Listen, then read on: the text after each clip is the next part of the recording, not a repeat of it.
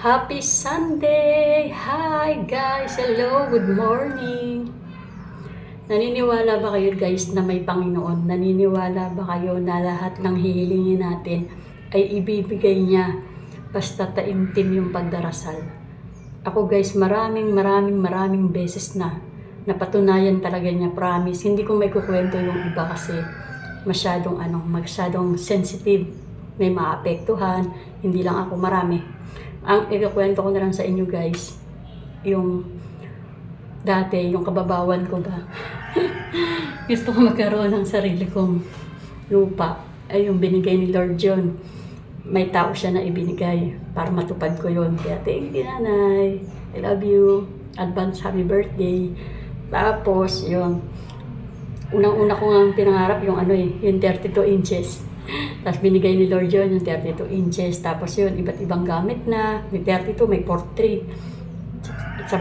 Double yung TV. Tapos yun, nagkaroon ng microwave, may air fryer. Ang dami, may mga rep na, may washing. Ang dami niyang ibinigay. Kasi taimtim ako nagdasal noon, kahit ang babaw. Yung iba gusto, malusog, makakain. Yun din naman yung malusog tsaka makakain. Kaya lang malusog na ako eh. May pagdasal ko pa eh, malusog na nga ako, mataba na nga ako nung time na yun, lobo na yung mukha ko. Tapos wala naman akong sakit. Tapos sabi ko, Lord, gusto ko talaga magkaroon akong sarili kong lupa. Yun, binigay niya, di ba? Binigay niya na. Sabi ko, Lord, gusto ko na makabalik sa bahay namin, sa bagong silang. Gusto ko na talaga magtinda. Tapos yun nga, bumalik nga ako. Tapos, sabi ko, sana Lord, malagyan ng bubong yung itaas kasi baka mabulok, baka rumupok. Wala na akong matitirhan, wala akong matutuluyan. Kasi flooring yung taas guys, yung second floor. 21 years na kasi yun, walang bubong. Ngayon, biglang pinabubungan ng ate ko. Pinabubungan niya, di ba? Doon palang may may himala na. Tapos, nung time na sabi ko, gusto ko na sumuko, Lord. Pagod na ako. Ayoko na talaga. Hindi ko na kaya. Tapos yun, may bumulong. Tapos may humawak ng kamay ko. Hindi po ako nagsisinungaling, promise po. Bigla pong ginanon yung kamay ko. Kasi nakahiga ako nung time na yun. May gumanon sa kamay ko. Tapos bigla akong napaupo na, kaya ko to. Lalaban ako, kaya ko to. Ganon. Hindi ako susuko. Pagpapatuloy ko yung buhay ko. Ganon. Tapos, yun. Ang dami niya nang napatunayan sa akin, guys. Alam ko na ang Panginoon Diyos sa Lord, gusto ko magkaroon ng makilala. Yung iba't ibang klaseng mukha, gano'n.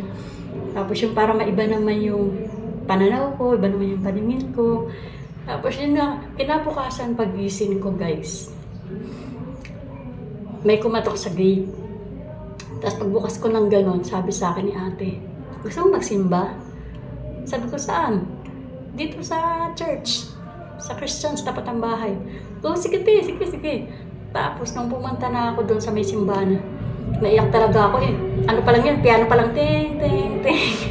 Piano pa lang yun ah. Ting. Tuloy yung duha ko. Sobra. Tapos iyak ako ng iyak. Tapos yung nagpe-pray over na kami guys. Iniisa-isa kami kasi nakapaikot kami ganun. Hindi ako makapagsalita, may bumabara dito. Sabi ko, ayoko. Ate, alam mo na yung story ng life ko. Sabi ko sa kanya. Sabi ko sa kanya lang, pagkaya ko na magkwento. Tapos yun, biglang may nag-alok. Dalawang babae. Yun nga si ate, tsaka yung ka-churchmate namin. Sabi, uy, may ALS dito. Sabi niya, tapos sabi naman ni ate, mag-aral ka, gusto mo? Sasamahan kita. Sabi ko, wala yung birth certificate ko. Hindi ko na alam kung saan nakalagay. Tapos yun, sabi niya, kukuha tayo sa City Hall. Sabi niya, kukuha tayo sa City Hall, sasamahan kita. Tapos yun, sabi ko, Lord, ano to? Anong purpose mo? Bakit ganito? Tapos yun, bakit may iba't ibang tao na ako nakakasalamuha. Ang bilis-bilis mo naman mag-response sa panalangin ko na gusto ko makakita ng iba't ibang mukha. Gusto ko may makilala akong iba't ibang mukha. Tapos yun, ngayon, gusto akong pag-aralin ni ate. Mag-aral daw ako ng ALS, 3 years. Tuwing linggo lang daw yun. Ewan ko, tuwing linggo ba yun? Basta sa isang linggo, isang beses lang, ganun. Tapos yun, alam ko, may mga purpose talaga lahat na nangyayari sa buhay natin guys. Kaya kahit sobrang depressed na talaga tayo, as in depressed na, stress na tayo sa buhay natin, wag na wag tayong susuko. Promise, ako munti ka na akong sumuko. Pero, tinibayan ko yung dibdib ko, tinibayan ko yung dibdib ko, yung puso ko, nanindigan ako, kaya ko to. Hindi pwedeng ganito. Ganon. Marami nang nangyayari magandang buhay na ibang tao. Ako, ito pa rin ako. Ganon. Kaya dapat babangon tayo guys, kahit gaano kahirap ang buhay, kahit gaano pa kasakit yung pinagdadaanan natin. Kahit sabihin mo na parang mamamatay ka na kasi hindi mo na kaya, gusto mo naman pakamatay.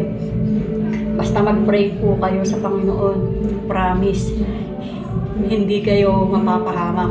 Makakabangon kayo. Basta galing sa puso yung pag-pray, galing dito sa utang. Huwag gaganti sa kahit na sinong tao, kahit ano pang sinabi sa'yo, kahit ano pang ginawa sa'yo. Tayin ka na lang, ngiti ka na lang. Tapos yun, iiyak mo lang. Ganun ginagawa ko eh. Simula pagpasok guys ng January, bago pumasok ang January 1, binago ko yung sarili ko. Hinayaan ko ang Panginoon. Binigay ko sa kanya lahat ng sakit, lahat, para hindi ako nahihirapan. Para yung puso ko malinis pagpasok ng 2025. Kaya huwag kayong susuko guys. Basta yung pananalangin nyo, galing sa puso. Lahat po ng dinasal ko, hindi po nabali. Lahat ng dinasal ko, ibinigay talaga niya. Promise, lahat. Talagang hindi ako makapaniwala. Oras lang. Nag-pray ako, Lord, ganito, ganyan, ganito. Biglang, nandyan na. Basta hindi ko kasi makakwento guys. Basta maniwala lang kayo. Mag-pray. Huwag kayong mawawala ng pag-asa. Thank you for watching.